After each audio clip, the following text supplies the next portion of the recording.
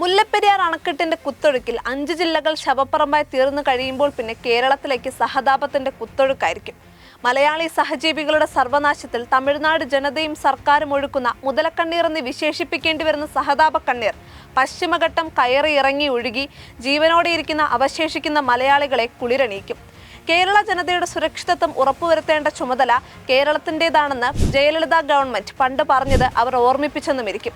ഇന്ന് ഒന്നും അറിയാത്തവരെ പോലെ കഴിയുന്ന കേന്ദ്രത്തിന്റെ കണ്ണുകൾ നിറഞ്ഞ് പൊട്ടിയൊഴുകി കേരളത്തിലേക്ക് എത്തും. സുപ്രീം കോടതിയുടെ കണ്ണീർ പ്രവാഹത്തിന് തിളച്ച വെള്ളത്തിന്റെ ചൂടുണ്ടായേക്കാം. സുപ്രീം കോടതി മുല്ലപ്പെരിയാർ ഡാം സംബന്ധിച്ച എല്ലാ കേസുകളിലും തമിഴ്നാട് സർക്കാരിന്റെ വാദഗതികൾ അംഗീകരിക്കുകയായിരുന്നല്ലോ. 1.25 നൂറ്റാണ്ടിലധികം പഴക്കമുള്ള ഡാമാണ് മുല്ലപ്പെരിയാർ ഡാം എന്ന് അറിയാതിരിക്കാനുള്ള അറിവുകേട് സുപ്രീം കോടതിക്ക് ഉണ്ടായിരുന്നോ?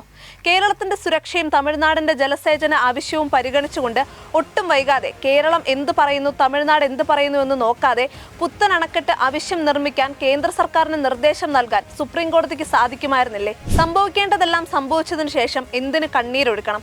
കേരളം ഭരിച്ച ഗവൺമെന്റുകളുടെ ഭരിക്കുന്ന ഗവൺമെന്റിന്റെ ഉത്തരവാദിത്തം കുറച്ചൊന്നുമല്ല ഒരു സർവനാശമുണ്ടായാൽ അതിന് പിന്നിലുണ്ടായിരിക്കുക. ഇത്രയും പഴക്കമുള്ള അണക്കെട്ടിന് ബലക്ഷയമില്ലെന്ന് പ്രഖ്യാപിക്കുന്നവർ കേരളം ഭരിക്കുമ്പോൾ കേരള ജനത തീർത്തും നിസ്സഹായരാകുകയാണ്. അവർക്ക് കേന്ദ്രത്തിൽ സുപ്രീം കോടതിയിൽ സത്യസന്ധമായ കേസ് വാദിക്കാൻ പിന്നെ എങ്ങനെ കഴിയും? അച്യുതമേനോൻ ഗവൺമെന്റിന്റെ കാലത്തെ കരാർ പുതുക്കലിന്റെ കഥ പഠനാർഹമായ വിഷയമാണ്. കാലഹരണപ്പെട്ട കരാർ വീണ്ടും 999 വർഷത്തേക്ക് കൂടി പുതുക്കി കൊടുത്തത് ആ ഗവൺമെന്റ് ആയിരുന്നില്ലേ? അതിനുള്ള ഉത്തരം അക്കാലത്തെ പത്രവാർത്തകളും ഗവൺമെന്റും പറയും.